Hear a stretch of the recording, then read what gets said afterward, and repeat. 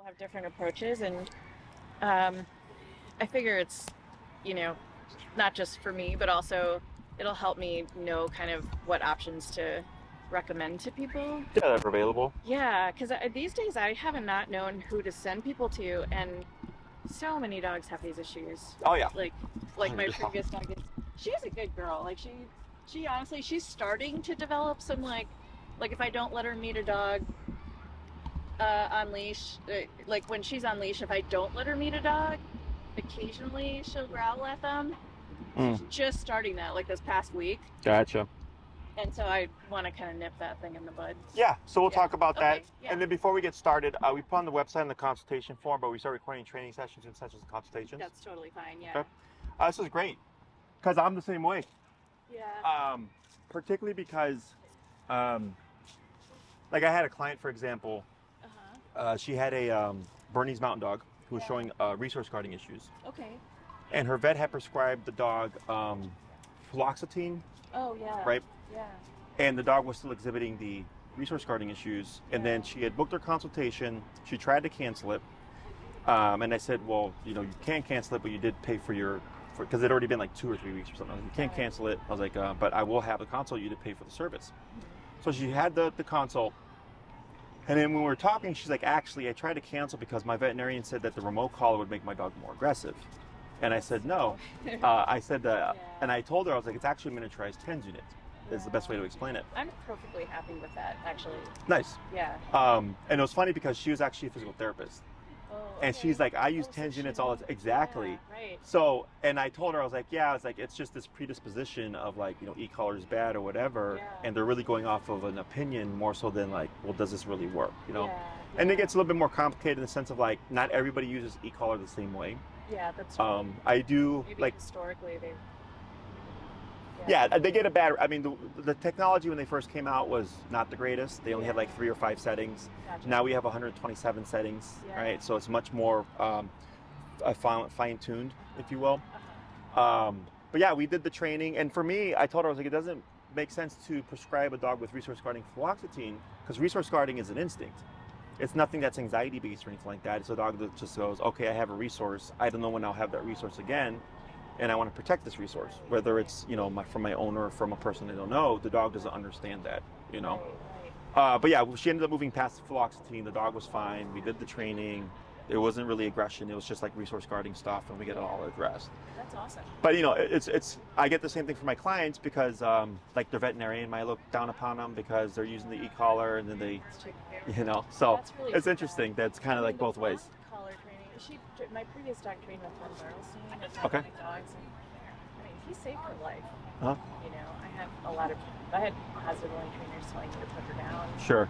and she was a great dog. Hmm. And she doesn't have really like big behavior issues, but I would like to use the e-collar as a tool.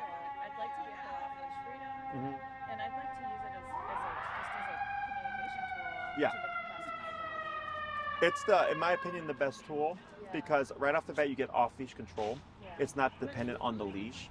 Prong collar is a great tool. I use prong collars. I don't use them so much with my clients anymore because it takes a bit more technical skill. You know, people, especially because I deal with a lot of reactivity cases, is people tend to hold their dogs like this because of the reactivity, and they don't learn how to relax. That I was the same way. Yeah. Yeah, so when we do prong collar, because it's very much leash based, being able to relax and tense up and all that stuff and correct, it's a technical skill. Yeah. And remote collar actually removes a lot of that because it's simply just press a button and have it at the correct setting, Yeah. you know. Gotcha. And I've really broken it down. I've simplified it Okay. to where it's just, I train primarily just using the remote collar. Every now and then I might have a case where food will be beneficial. And it's not because I'm against the food. Yeah. It's just the owner already has a lot to think about, Got it. right? Especially if there was a reactivity. I think about the dog's behavior, the leash, the people tend to get caught up on timing, you know, and I tell them timing's not really that big of an issue if you're doing this correctly. But with the e-collar, it's essentially doing what your prong collar is doing, but at the press of a button, you know, because it's a muscle stimulator. Got it. Okay. So, what is your understanding of the e-collar, or Well, so it seemed, I mean, from what I've learned so far, because I've never actually used one. I do own one. Okay. But I haven't used it before. is basically it's basically adding pressure Yep. to, and then when they do the right thing, you take away the pressure. Correct. Yeah. Okay. And then I mean, I guess you use it as punishment if the behavior is particularly egregious, or you need it to stop immediately. Correct. Get the dog's attention. They're really like focused on something. Correct. Okay. Yeah. That's the extent of my knowledge. That's about pretty it. good. Okay. So pressure is a great word. That's the word that I use. Okay. Okay. So e-collar, because it has electric in it, people Yeah. tend to think of it as a shock or what have you, and it's just a muscle stimulator. It's not an electric current running through the dog's body. Okay. Yeah. It's I've had it on myself, so. Yeah, so you I know felt what it. Felt like, Yeah. So the ones that we use have 127 respective settings. Okay. So like the old school collars, I had like 5 settings. 5 and 127 would be the same, Got it. but I have 122 more divisions now. So it's we can very much fine tune it, right? Nice. So dogs, actually all animals in my opinion, communicate with some form of pressure or another. Yeah. Growing up, do you remember peer pressure? Oh yeah. Right? Kids Right. like, making you feel a way to try to get you to do something that maybe you shouldn't, right? It's a good analogy. Do you drive? Yeah. You ever been on the expressway? Uh-huh. Have you ever had someone be really close to your bumper? Yeah. Right? That's It- pressure. That's pressure. Yeah. That's spatial pressure.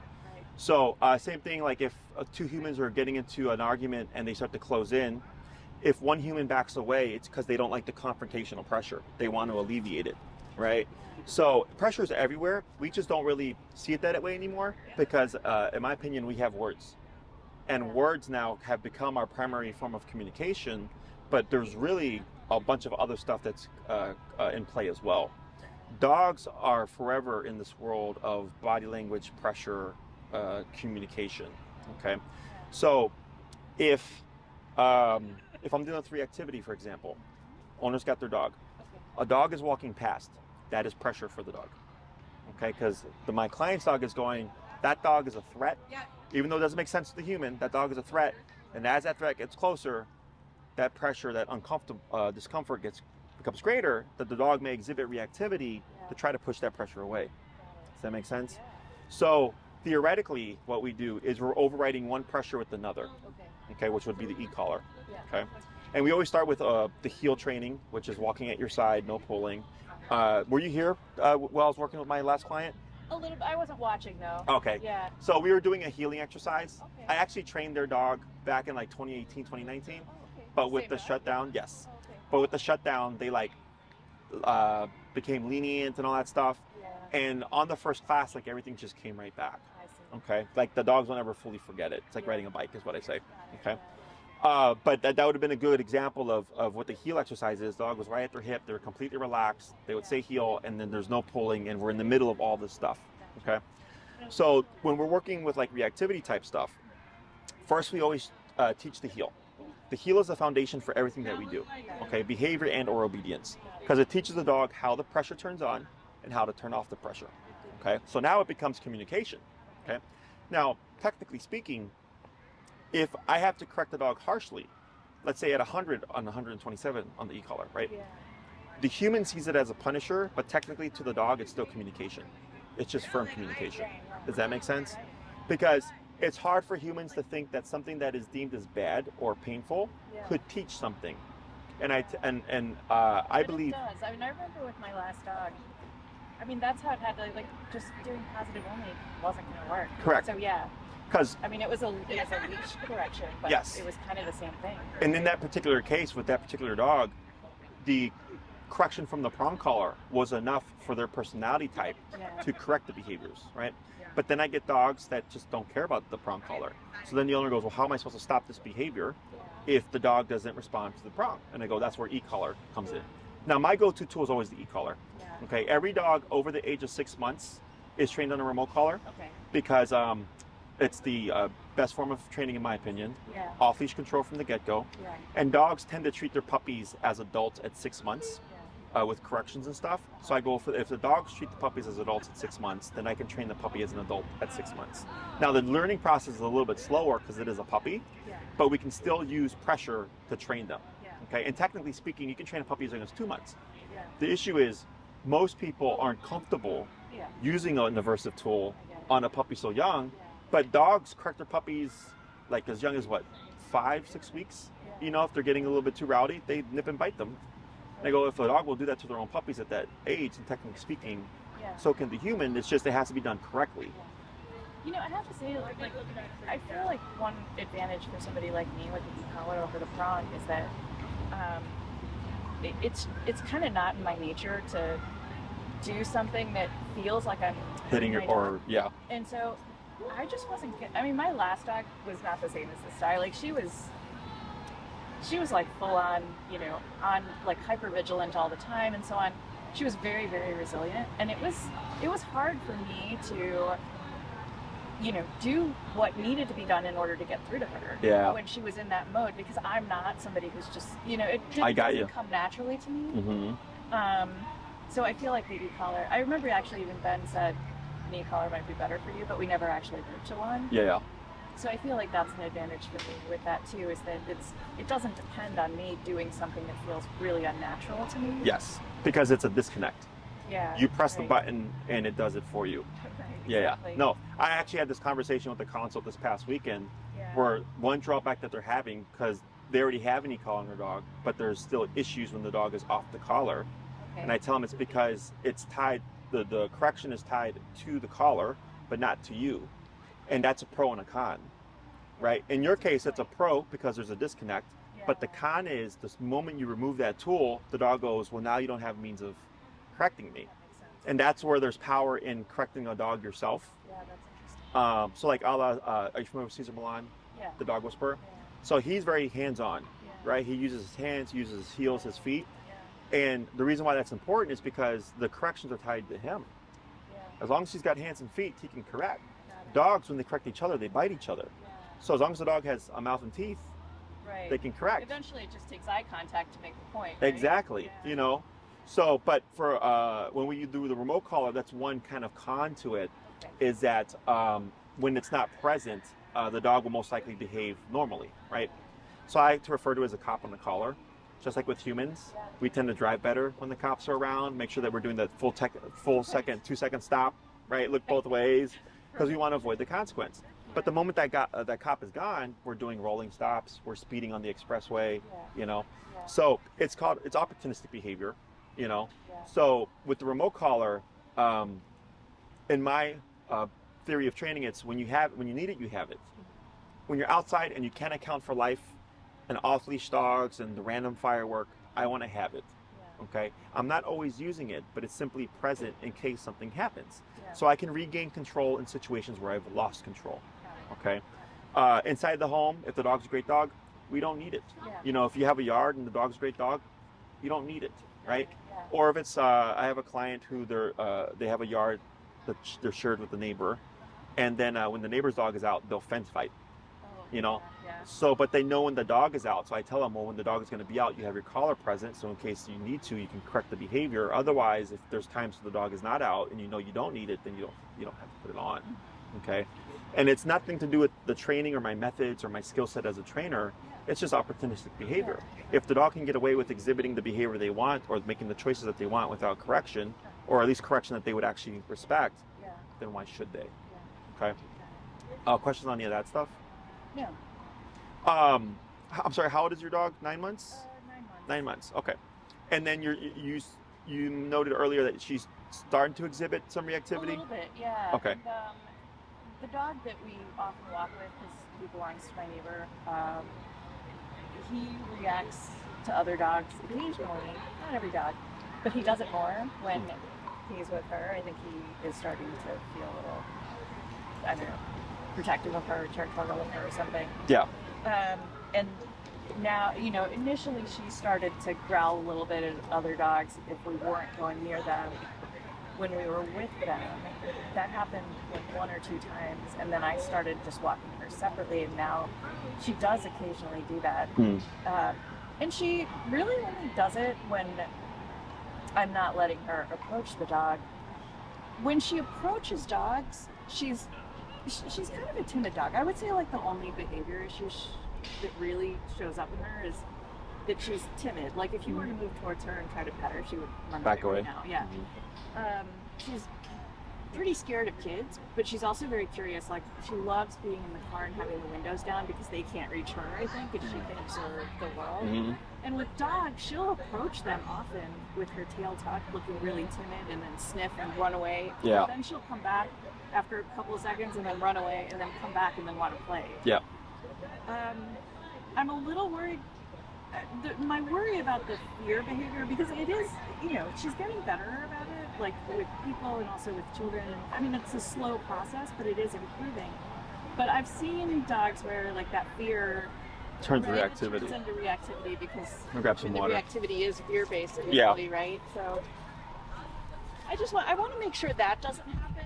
Mm-hmm. I mean, I would say my big two goals are making sure that doesn't happen while she still hasn't had a chance to really practice that kind of behavior.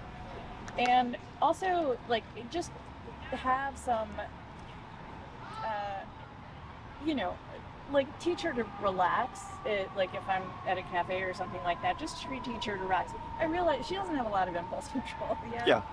And I know that could come with age, but also, like, I feel like she's old enough that she should probably be taught to have that a little bit better.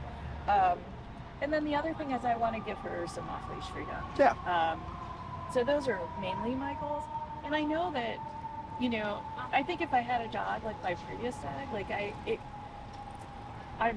it feels like you deal with those kinds of dogs most often. Mm-hmm. Is that true? Like, would you say that this program is appropriate for the needs of a dog? Yeah, so I built my career working on reactivity and aggression. Yeah. Okay, Which I because really respect. I mean, those are hard cases. well, those are the dogs that get put down. Yeah. Right. So, my first influence was Cesar Millan. Yeah. Okay. And then I lived in Texas at the time. Okay. And so I used to do a lot of volunteer work when I decided to become a trainer. I wanted to practice with dogs, Yeah. and there was a humane society, Okay. so I would go there. I would literally be there 46 hours Monday through Friday, Yeah. okay, a day. And I was practicing all the stuff that I learned from Cesar Millan, like literally just watching him and practicing what I want. But there was one time where I went, and there also used to be a lot of pit bulls because it was in South Texas, so dog fighting and stuff was a thing down there. So I remember one time I went, and they had like 16 pit bulls in the kennels, and I came back the next day, and they were like all gone except for like 2. And I knew what happened. They didn't get adopted out in a 24-hour window, And that has been a very, driving motivator for me, which is why I train the way that I train, because I do train different than most trainers, okay? Because I look at my job as keeping the dog in the home, because I do deal with a lot of aggression cases. And I get owners that won't take put your dog down as an answer, and they keep looking and they keep looking, and then they find someone like me, and I'll tell them there's, in my book, always an answer. It's just a matter of how far you're willing to go, okay? I had a case in particular where I told them best case scenario would be anytime this dog is around humans, it's always muzzled, okay? Always with the e-collar, stuff like that. I was like, because sooner or later there's going to be a mistake, and it's going to be a big liability because it was a Rottie, and they weren't really willing to take that answer. So I told them, well, I can't help you, because if we don't get what you're wanting, that would be the best case scenario, in my opinion, which isn't even that bad. No, Dogs around not. people, it's a Rottie, it's a 130-pound dog, Right. e-collar muzzle, right? And they're just like, no, we want to make it so we want a dog that doesn't need a muzzle. And I go, that's not the dog that you have. I'm like, one, it's 130 pounds. Yeah. You're going to make a mistake sooner or later as a human, right? And I get other clients that are like, yeah, if that's like worst case scenario, whatever, then we'll do it. Yeah. And I go, then I can help you. My goal is always much greater, but just in case, if we don't get there, this is the worst case scenario. If you're willing to accept that, then I can help you. Does that make sense? Yeah. This to me is very, you have a nervous dog, Yeah. okay? And we can't make her unnervous, but we can help her learn to handle the nervousness better. Okay. I can help you learn how do you handle a nervous dog, Yeah. okay? And those two things together are what allow you to live the best life that you can with your dog, okay?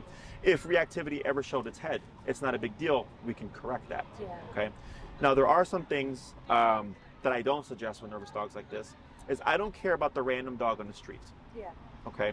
I do care about your friends that have dogs, Yeah. your family members that have dogs. Okay. That's realistic, because those are dogs that we could build a relationship with. Those are dogs that we can build trust with, Yeah. because I have exercises that I can teach you to do, Okay. and you literally just practice them with your friends' dogs, and in time they become friends.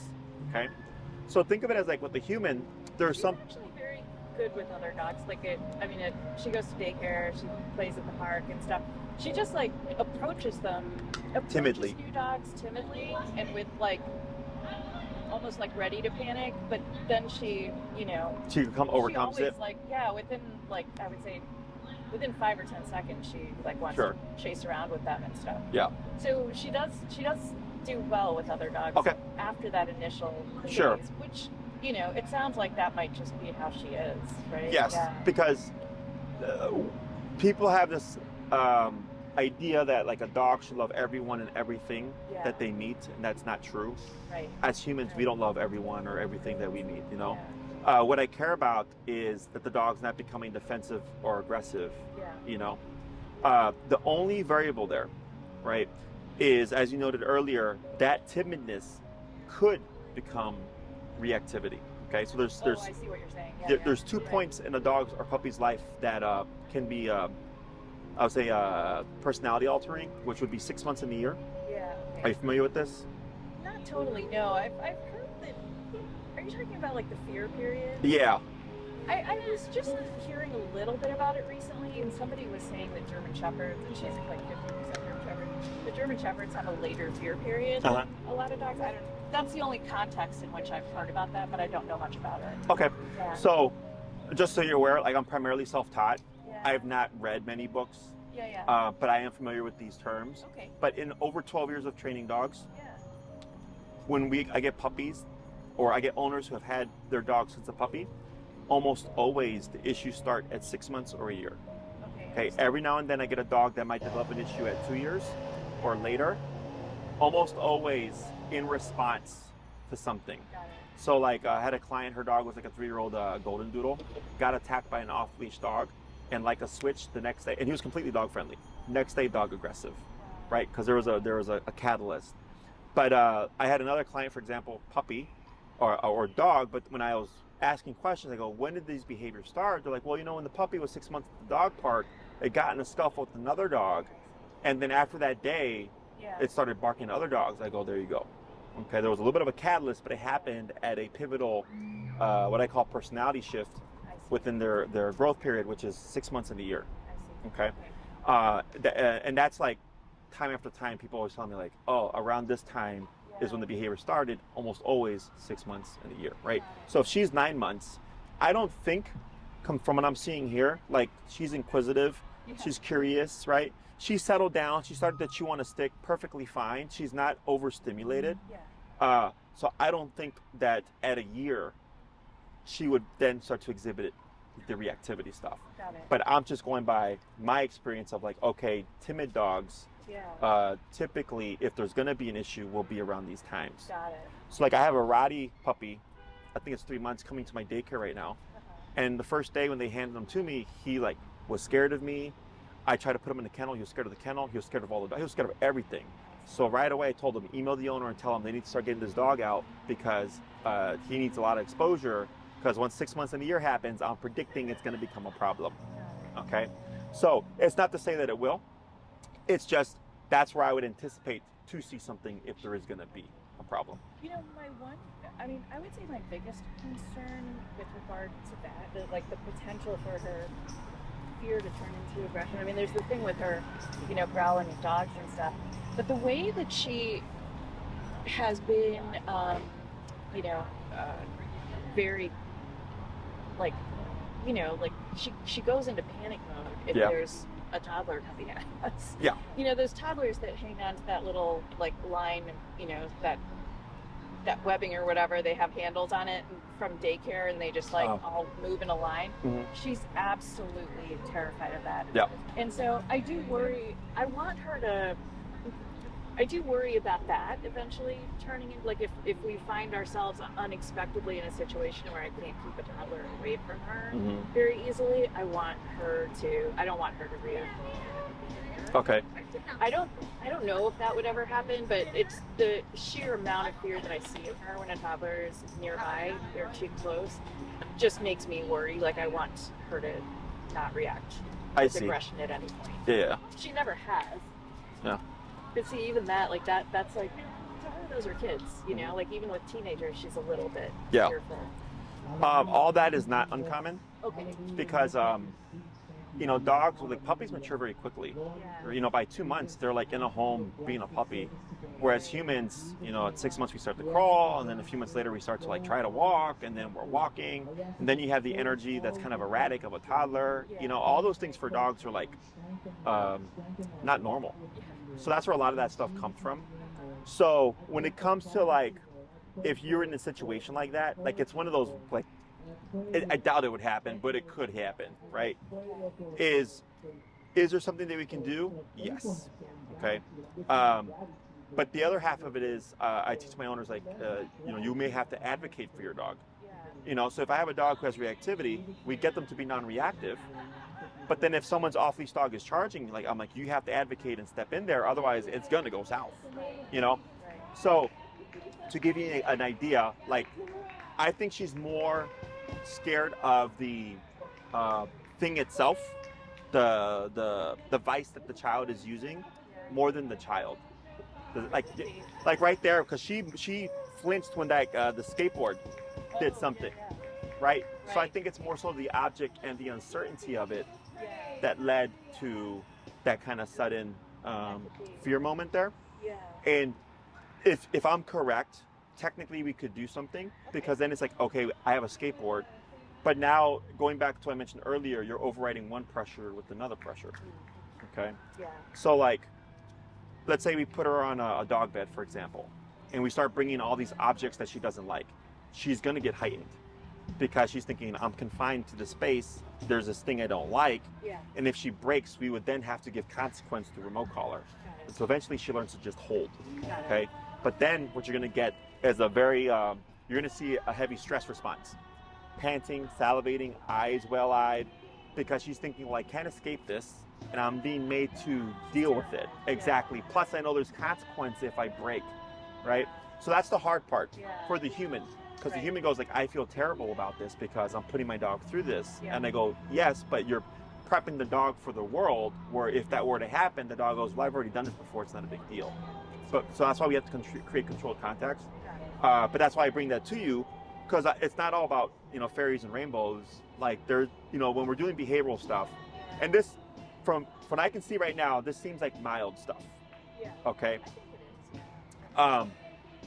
It just looks really bad, and that makes us feel bad. Right. But if we don't work past it, now you've just put your dog through it for nothing. And to me, that's more detrimental, because the dog had to go through all that stress, but not be worked through it. Does that make sense? So, questions on any of that stuff? No, I don't think so. So one question I do have, I guess, on the age thing. My previous dog, who I had since about the age of 7 months, like her, she started showing these behaviors kind of out of the blue around about 1.5 years of age. And, you know, I did so much reading on dog aggression and learned that, you know, for some dogs, that instinctive, like the mature instinctive behavior shows up around that time, like between the age of 1 and 2 years. If you do the training with her at this age, I mean, are you generally able to use those skills to then mitigate any, like, instinctive?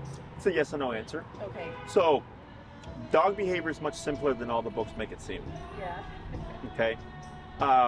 Dogs are simple creatures. Humans make it complicated. Okay. So, like, let's say she's playing with some dogs. And a dog tried to mount her, and she went, "Arr," right? That's not aggression. That's a correction. That's how dogs handle things. They don't praise each other. They simply correct what they won't accept. Right? Just like with humans, we have boundaries. We have things we will accept and tolerate, and we have things that we won't accept and tolerate. Right? But as humans, we have words to really address a lot of these issues. But sometimes those words become physical fights. Right? So for dogs, they don't have words. They just have body language and physicality. So with the remote collar, let's say you do the training and stuff, maybe we don't see any issues, right? And then fast forward to when she's 1.5 years, you notice something, and you email me, hey Jesse, like, for the first time ever, she like lunged at a dog. You know, I'm in shock, whatever. I go, no big deal. I was like, the next time you see it, you're gonna give her a correction with the collar, and you're essentially biting her, on their collar saying like, I'm not going to accept this. So the behavior stuff in my book is actually simpler because it's correction for what you don't want or won't accept. Whether it's reactivity, you can technically correct fear, anxiety, nervousness. You can correct these things. But we think that we can't because it doesn't make sense to the human that a bad thing could deter something like that. But dogs don't think that way. The dog just thinks, like earlier I had a case that the guy was annoyed because the dog always whines. It whines for everything. And by the end of class, no, it was a Samoyed. By the end of class, we were like at 70 out of 127. And then finally the dog stopped whining. But he had been operating at 30. So I told him the problem is you were correcting your dog's whining at too low of a level because you're just thinking, well, it's just whining. It doesn't warrant a harsher correction. I go, but dogs don't think that way. So once we hit 70, the dog's like, okay, whining isn't worth 70. And then the dog started to exhibit more calmness and quiet because it had been met with a consequence that wasn't worth the whine. Okay, does that make sense? Yep. The hardest part that I have with my methods or training is the human component. Oh, I'm sure. You know, like, Jesse, like, so I had a client's dog, he used to garbage dig, and they were correcting him at 127 continuous, which is the harshest correction that you can give. But literally 30 minutes later, he'd be back in the garbage again. And they're like, Jesse, we don't get it. And I said, do the same correction when he even looks at the garbage or when he moves towards the garbage. That's how he broke the behavior. Because for the dog, they were correcting him once he was in the garbage. That was worth, exactly, it was too rewarding. Yeah. But they didn't understand it because they're like, Jesse, 127 continuous sucks. I go, it does. But for your dog, it's worth the reward. So I said, once you start to apply that correction prior to even get the reward, dog goes, not worth it anymore. Does that make sense? Yeah, it sure does. So every case is different. But what makes me effective at what I do is I'm willing to go to these points to get the result that I'm looking for.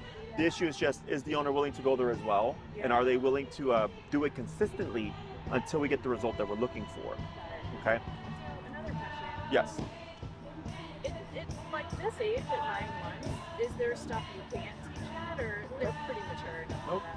And then who does all the training at your facility? I do. You do all of it? I used to have 2 other trainers. So I teach everything, and then my other employees will do training sessions as well, Got it. so that the dogs can work with multiple times a day.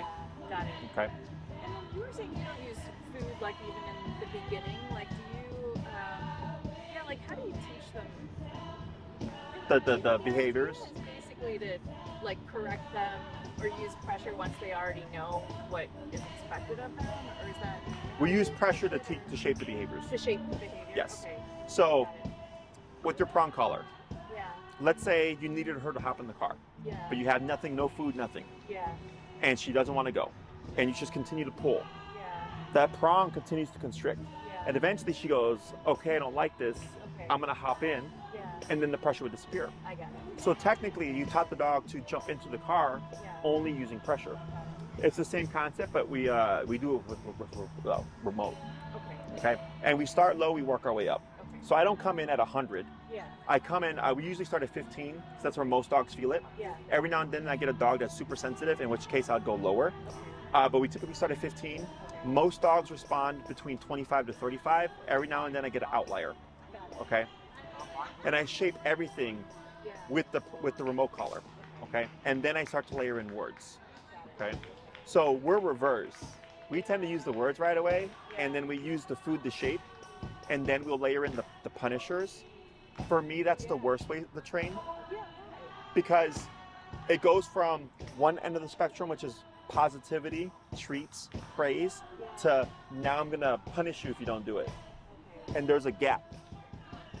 There, you go from one extreme to another. But when we're teaching pressure low and you slowly bring it up, the dog has the opportunity to respond when it's lower, I see. right? So it continues to go up until the dog goes, what do I need to do? Yeah. Then they do it and it disappears. I see. So I need something that's motivating enough for the dog to think like, I need to do something to get this to go away. What is it?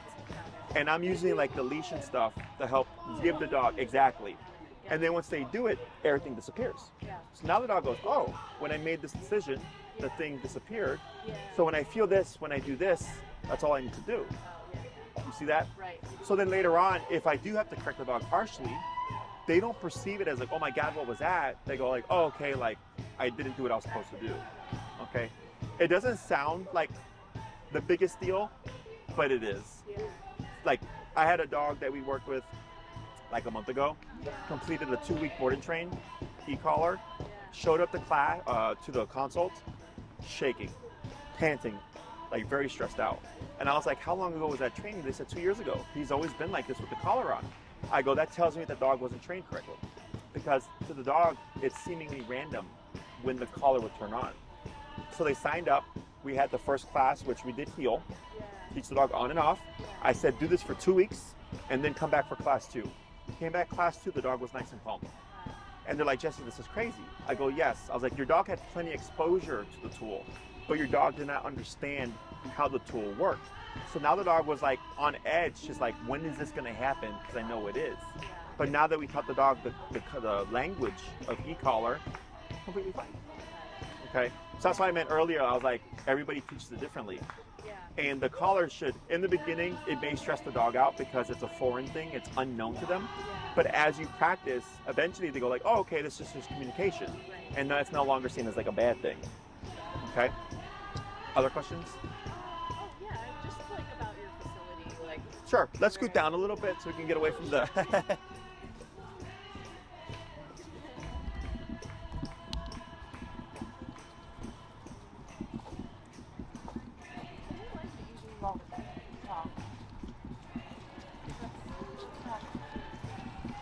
Yeah, no, I mean, I'm pretty busy now, but I'm sure.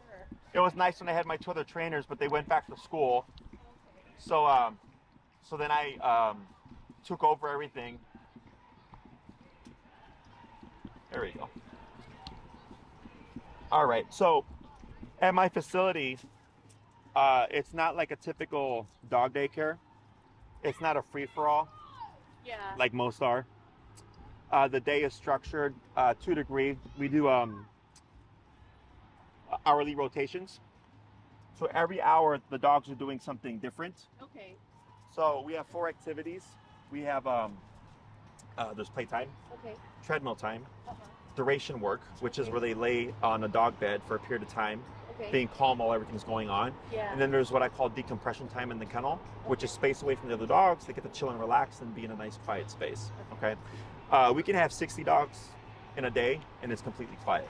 Okay. Yeah. We'll get the occasional bark, the occasional whine, but it's not like incessant, like just barking nonstop.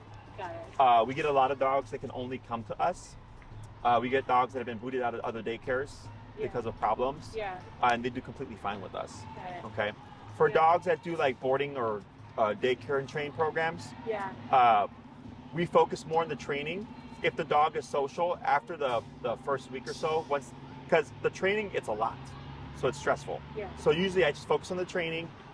They get duration work, they do treadmill time to burn off stress, stuff like that. But once they get a little bit more acclimated, Yeah. then we can start integrating them into the group, because I don't want them to just be overwhelmed with everything that's going on.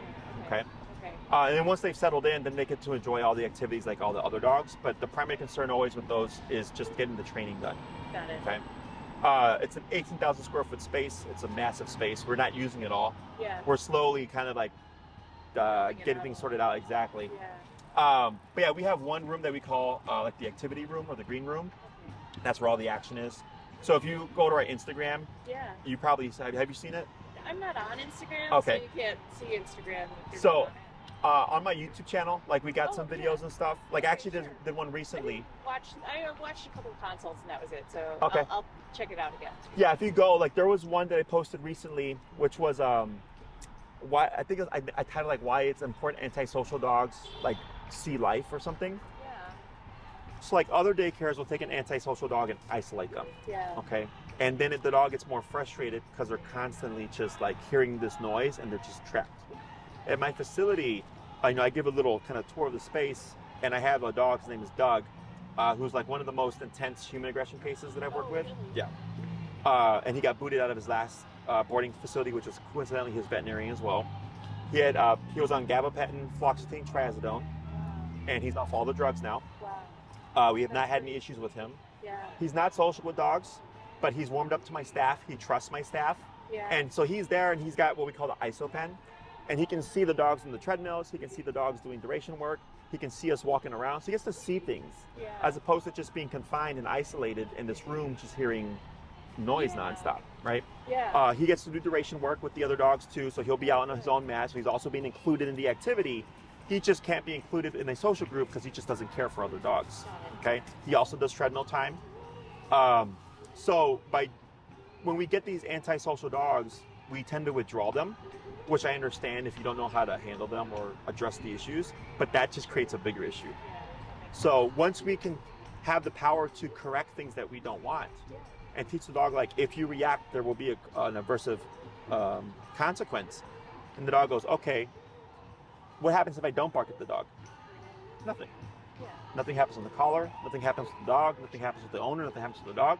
So the dog goes, oh, okay, there's no need for me to be reactive. And if I am reactive, there's a consequence. So now the dog starts to learn that they can actually be in the world and not have to feel this way, which then allows us to include them in life more. Okay. So my facility, it's based off of Cesar Millan methodology. Because that's what he does at his place in California. Like the dogs do treadmill. He's got the ranch that lets them run around and stuff. I don't have a ranch because it's Chicago, you know. But I built it using that psychology of exercise, discipline, affection. And that's how I run a quiet kennel with 60 dogs. Nice. What do you think what program would you kind of recommend for? I always recommend in-persons, okay? Because you are the greatest tool in your training. You mean as opposed to board and train? Correct. Okay, now, with this particular case, you could do a board and train if you'd like, because this is mild, okay? And it's dog related as opposed to human related. When I get owners that have Except for the toddler thing. But the toddler thing I wouldn't be able to recreate. You know what, there's been a couple times, I'm sorry to interrupt you, but there's been a couple times that she's growled at people. And what context? It was like at actually her the training class that we're going to, like, there was a woman that approached her and she kind of growled, but then she approached the woman and took a treat from her. Yeah. So the growl doesn't mean aggression. Okay. Growl can mean, I don't know how I feel about this, I'm unsure about you. Gotcha. Or it could be a warning, I will bite you if you get closer. Right? So it's more of an initial, like, nervous reaction. I think that's how it is with her. And she processes, because you, like, from what you mentioned earlier with the dogs, she does the same thing, right? Where she's timid, comes in timid, and then goes, okay, and then she comes in. So she just has this little moment of, like, nervousness, and then the brain goes, no, this is okay, and then she opens up. Okay. But stuff like that, like the toddler thing, we couldn't be able to recreate, you know, because I would need toddlers. Of course. But because this is really more so dog related and more like personality type related, I go, this could do a board and train. I always just advise when there's behavioral stuff that owners do it themselves if possible, because you learn so much more. Got it. It's hands-on for you. So like, let's say, so e-collar is a stressor. When we start the training, don't be surprised if you see an increase in nervousness, okay? Because nervousness is a stress response. So if e-collar is a stressor, your dog's gonna become more nervous.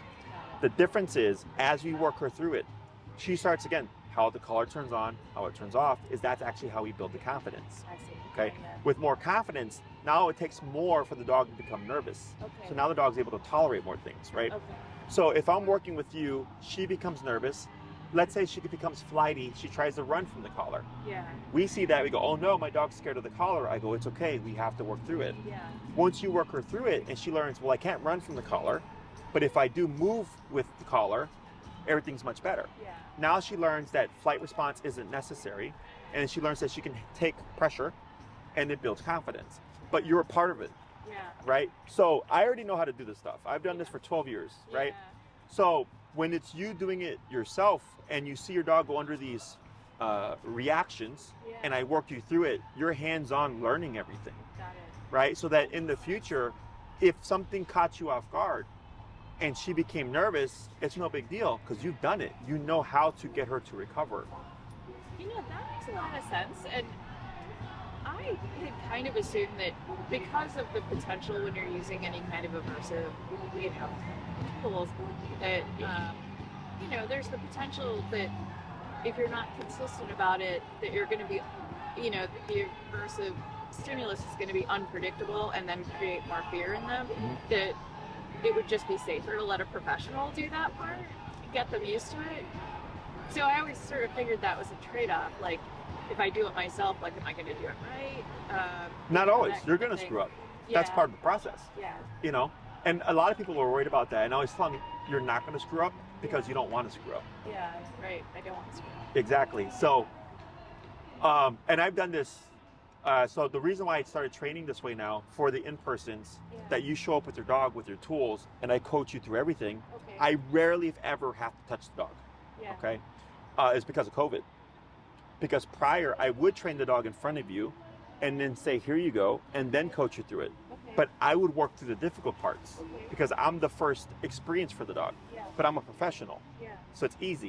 Yeah. But then if the owner had an experience like that, they wouldn't know what to do because they weren't the ones that worked through it. Right. I was. Right. So when COVID happened and I had to come up with like social distance dog training, whatever, to still run my business, but at the same time, you know, people feel comfortable, is I developed this new method of like, okay, you show up with your dog, I'm going to coach you through everything, and it's all hands on from Yeah. beginning to end. Yeah. So then the owner learned so much more, and it was such a hit. It was so, how would you say, positive for our clients. I do like that actually. Like I think if I felt like I was going to get enough coaching to not screw up too much, because I do also obviously worry about doing a board and train and then getting the dog back and screwing up then, right? Yeah, and that's So- more likely to happen. Yeah. There's always a degree of regression after a board and train Yeah. because it goes from a dog goes from an instruction environment to home.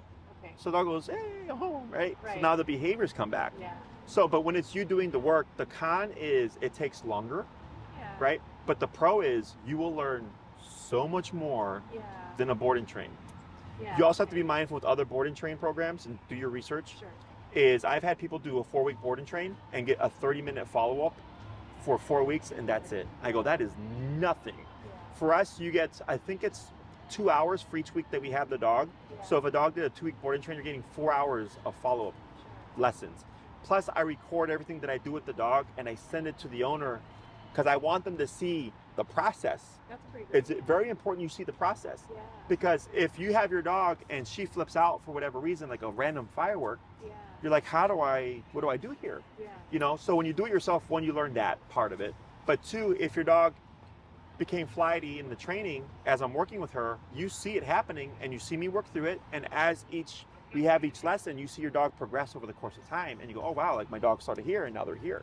And it makes sense to you, Yeah. okay? Yeah. So whenever there's behavioral stuff, and this is mild in my opinion, I always encourage owners, do it yourself. Yeah. You learn so much more. Okay. Is she a candidate for a board and train?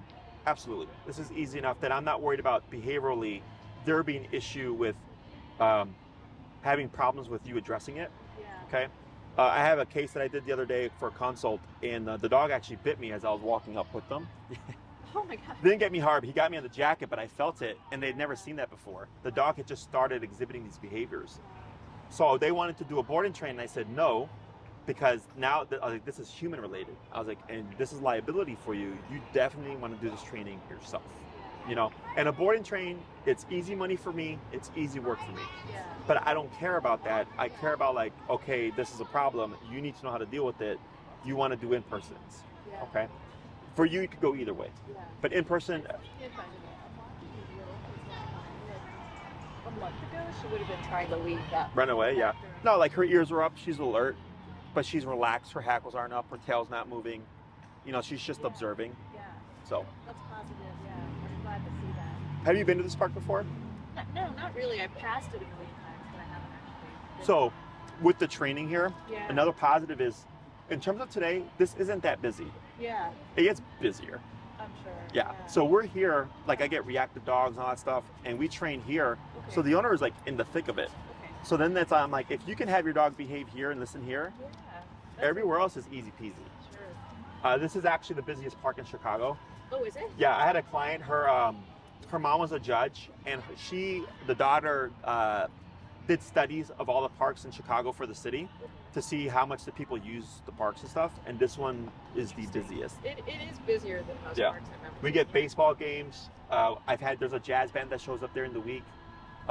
You know, yoga classes, bikers, segways, dogs. It's all that. It's everything that you can imagine Yeah. is here. Gotcha. So, let me ask you, the e-collar I have is a mini educator. Mhm. I don't know how many levels it has. It has 100 respective levels. When did you get that collar? Just like, I got it last year when I was fostering a German Shepherd. Okay. And I wanted to work on training her while I was, but I didn't, I did a few like recall exercises with her and then I stopped. Sure. So it really hasn't been used Okay. at all. And I was wondering, is that an option to? How much does she weigh? She weighs, between 40 and 45 probably. Okay. Now. So this is the issue I had with the mini educator. Yeah. Okay. So it's meant for a 35-pound dog and under. Is that right? Yeah. So you have there's a mini educator, then the boss. Okay. So think of them as low, medium, high. Yeah. Okay. So the mini educator would be 35-pound dogs and under. Educator is 70-pound dogs and under. The boss is 70-pound dogs and over. I don't remember even seeing that. Yeah. That's interesting. So the reason why that's important Yeah. is, I'm not opposed to buying a new one. okay, I'll explain just my experience and stuff, and then you can make a decision from there. Is she's just over the threshold of the collar. Okay, so what that means is her number may be higher Okay. than if she was a 25-pound dog. Oh, I see. Like Oh. the level at which you're have to The output, exactly. Got it. Okay, so where it really becomes a problem is when the dog goes under stress, because adrenaline levels go up, right? So I explain it as like I've been in a fight before. When I got punched in the fight, I didn't feel anything. After the fight, you feel it, right? Because the adrenaline's pumping. Got it. Same thing for the dog. Yeah. If a dog becomes reactive, they're in an emotional state Yeah. that on a lower powered collar, you'd have to be really high, potentially, to cut through with the stress, okay? I have had dogs on the incorrect collar override max power and completely be unfazed, okay? And then I'll tell the owner, like, this is why I suggest it, because they'll do their own research, Right. and then they'll come back and they'll go, oh, this was $70 cheaper. I go, you're right, but trust me, Yeah. if it doesn't work, now you have to send it back if you can, get the one that you do need, or you can't send it back. Now you're spending another $300 something to get the one that you do need, Yeah. right? Okay. I use the Dogtra brand. So eCollar Technologies, which is the educator brand, and Dogtra are the best collars out there. The impression. Okay. When I first started dog training 12 years ago in Chicago, I think it's because I have a pit bull. I got a lot of aggressive pit bull cases. Okay, and at that time I was using eCollar Technologies because as a retailer I could order one collar and they would sell it to me and overnight it to me. Okay, for like a very reasonable price. I see. So for someone who's just starting their business, it was very economical. Yeah. So I had like 3 pit bulls, all reactive, on the boss collar, that were all getting worse.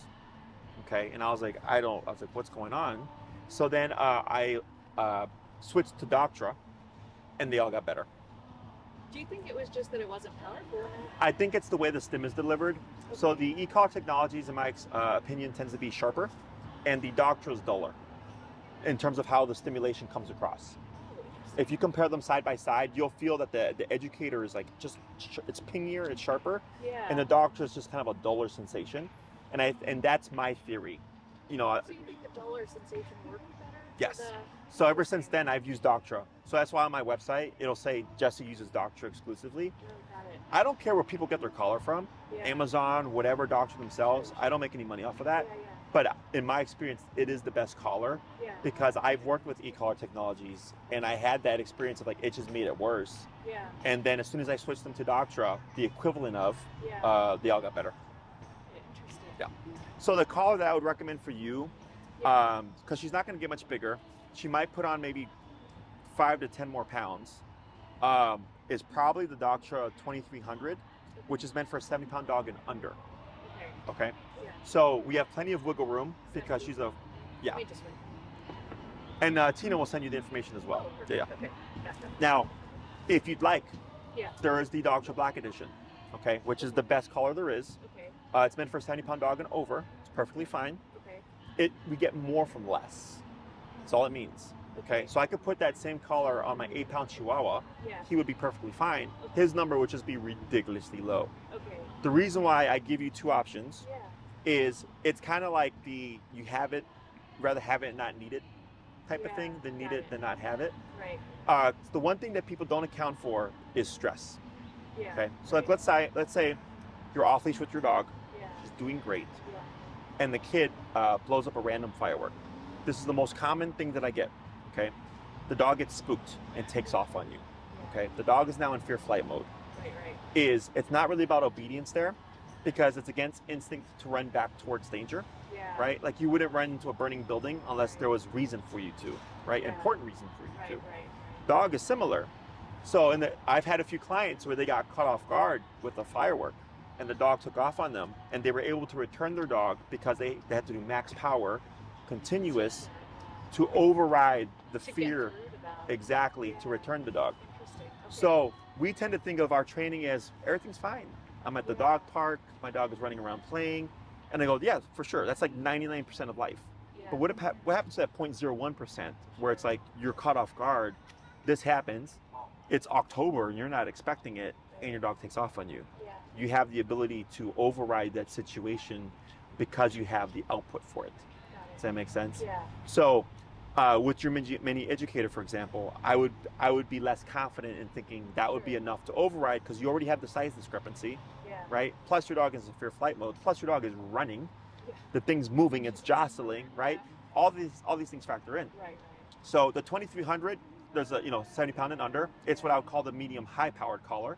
Okay. The black edition is the high powered collar. Got it. So like, But it goes just as low oh yeah, on its level. the difference would be is on the 2300, for example, her number could be 35. Yeah. On the black edition, her number could be 25. Okay. The output, the intensity of it Yeah. is you're getting more from less.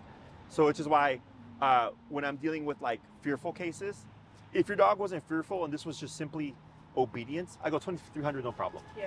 right? But because Yeah, there is she that, has a panic mode in which she won't take treats, she won't listen. Yeah. yes, so she we has need to that. be able to break through that. So it's nice to know like, okay, I have the power in case I need it, Yeah. Okay. but almost always you're operating lower. Okay. Okay. Okay. Other questions? No, I don't think so. I really like the option of what you're suggesting about. I mean, especially because she's a younger dog and she doesn't have any like, because my last dog, I mean, she like by the time I got her into like a board and train or whatever, like, we needed to get that stuff stopped like Mhm. ASAP, right? I mean, for her, the fact that like training her myself might take longer, I feel like that's a good. I feel like it's a good trade-off to do that if Yeah. I'm gonna. It's learn also a more good out thing. of it, if I develop the skills that I'm gonna need.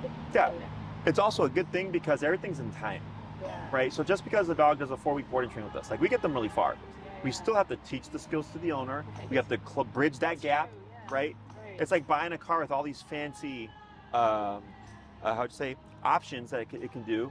But you're like, you have to read the manual first. Yeah. You have to like get used to it and remember things. And then it's like, okay, then you're comfortable in the car. Right, that's true. Same thing for the dog, but when you do it yourself, you're learning as your dog is learning. Yeah. And there's so much benefit to that. Okay. So then the next thing would be like length of time that I would recommend for your program. Sure. So we have the potential behavior stuff, Yes. which I don't think it's going to take very many classes. Heal has to happen. Heal is typically 2 classes. There's the first part and the second part.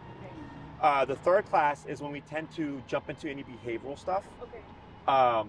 So the healing exercises set the tone or set the foundation for the rest of the program. Okay. Because your dog, again, has to know how to turn it on, how to turn it off. Okay. So if we do find, hey, we need to test her around like skateboards and stuff to like really work on that pressure, Yeah. that would most likely be the third class. Okay. After that, depending how she does, we may have another class on it. I can usually get stuff done within a class in itself, Okay. so I doubt it. Fourth class, I would jump into recall, which is Okay. come when called. Yeah. I try to get that in as soon as possible Great. because it's the one command that takes the longest to teach. Yeah. Okay. She's not good at it. The fifth class, I would most likely go into stationary control, like Okay. go to your place and like Yeah. don't move for a period of time. Okay. It gives you the ability to take her like to restaurants. If you're in an environment where there's a lot of kids and stuff, she now has a job to do. But then you can also like tell kids like, okay, give my dog space, and it's a very clear kind of boundary. Yeah. The sixth class would be like a variable if you wanted to review anything, Okay. if you did like a sixth class program. Okay. Okay. So the sixth class program is like really bare bones. Yeah. I focus on what I feel you need Yeah. and what's going to be beneficial to you. I don't cover things that I don't feel like are going to be useful. Okay. Okay.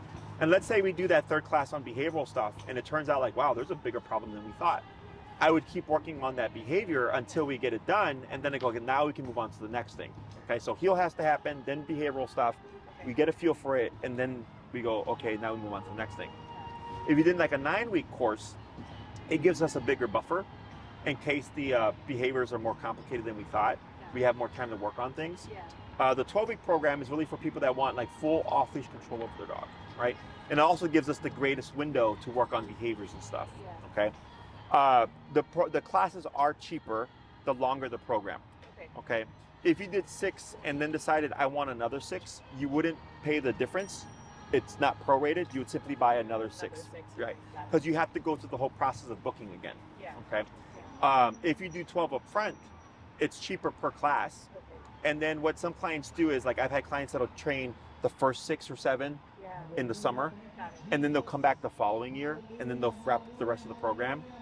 Or what happens is we go straight through, we get to like class 9 or so, everything's looking really good, and the owner's like, okay, I want to press my dog to off-leash control. And at that point, I meet with them once every month or so, because you need time to go and practice, So it's 12 sessions, but we can stretch it out. space them out. Yes. You know what? I like that idea because also, you know, the holidays are coming up. Yes. And October, unfortunately, I'm gone like half of October in 2 separate trips. Mhm. And I mean, I'd like to get started on things. I mean, September is not bad for me, so I'd like to get started on things if possible. But then I know, you know, my trips are coming up in October. So, like, yeah, if there's some flexibility in Yeah. being stretched So out. as long as you know ahead of time, it's not a big deal. Yeah, okay. And especially with behavioral stuff, Yeah, like I had a client that did a shorter program yeah, because it wasn't that bad, but like the space between class 4 and 5 was like a month and a half yeah. because they needed time to practice and Got it. repeat and you know, make mistakes and stuff. I really like that. I have to say, I really like that because I would like to have total off-leash control and give her that freedom. Yeah, it just takes time. Yeah. Mhm. So like, you know, so long as it's not like a 12 weeks where I have to be in town for 12 No, weeks, no, which no. that never happens. Yeah, yeah, so no. like, yeah. So if there's that flexibility, I really like Yep. that. And like, let's say we get through like class 10 or so, Yeah. and you're where you want it to be, you got everything that you want, and you're like, but Jesse, I have these 2 classes left over, right? You could save them in case something happens in the future, or we're happy to turn them into credit and you use it towards boarding or whatever, okay? Because it's a service. Because it does happen where owners are like, man, I didn't know it was going to be like this straightforward. I go, yeah, I was like, as long as you do the homework, like we'll get there. Okay. You know, dogs are fairly simple. Again, it's the human that makes this complicated. Honestly, I mean, I feel like there's always something you can do. Like Yeah. I would eventually like to. She's more like follows her nose than any dog that I've very ever scent-driven. fostered or whatever. Yeah. So I've been starting to like do like little nose work exercises with her and stuff. So I feel like the more we do, like the better life she's gonna have. So I don't see myself like, you know, like Just being done stopping. at 10. Yeah, Yeah, exactly. I gotcha. Yeah, you enjoy the process. I do. Yeah. And also, it's knowledge for me. Yeah. So, No, I get clients like that as well. They're very rare. Yeah. You know, where they're like, I want to teach my dog as much as possible. And there's tons of stuff I can teach them. It's whether or not it's applicable, really. It's really just because you enjoy the process. So yeah, so you're welcome to do that. And then in regards to boarding, if a dog is starting training with us and it has at least had the first or second class, they're welcome to board with us. Dogs that are not regular or not training clients are required to do daycare once a week. Okay. You being a training client would exempt you from that Okay. because we have the tools that we need Yeah. and we're on the same page in terms of like psychology and all that stuff with like correcting behaviors and everything, that it's not a problem. But like dogs that we've not trained, they have to come at least once a week for daycare because I had it in the past where they would leave Yeah. and then come back and destroy stuff because they were stressed, you know. So by keeping them a regular, you know, daycare client helps us avoid those problems. Yeah. But then for dogs that, like the dog that I mentioned earlier, his name's Doug, they live out in St. Charles. Yeah. I don't expect them to come once a week for daycare, Right. So they bring them whenever they need them, and we have no problem with them because the training's reinforced both on their end and our end. Yeah. So Do you think if I start this before I go on my October trip, do you think for boarding, she's been boarding with the rescue that she's from, and she loves being there because she loves the dogs she already knows that are there.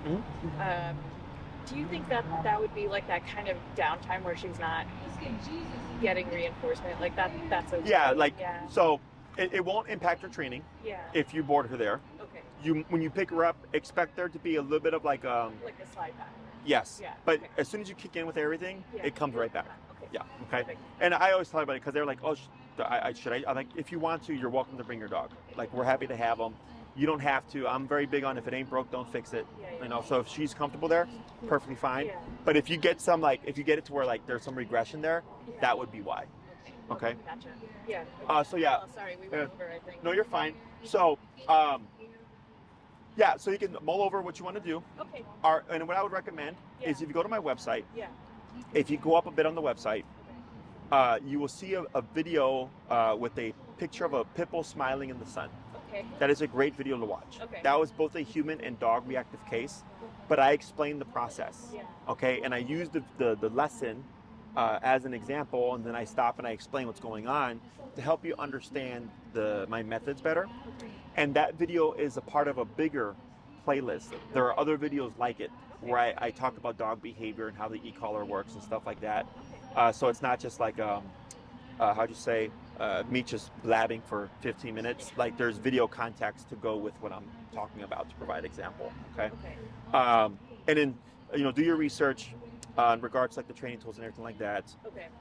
And then Tina will follow up with you regarding the tools which she recommends and everything. And then when you're ready, if you'd like to move forward training, you let us know. We'll be here for you.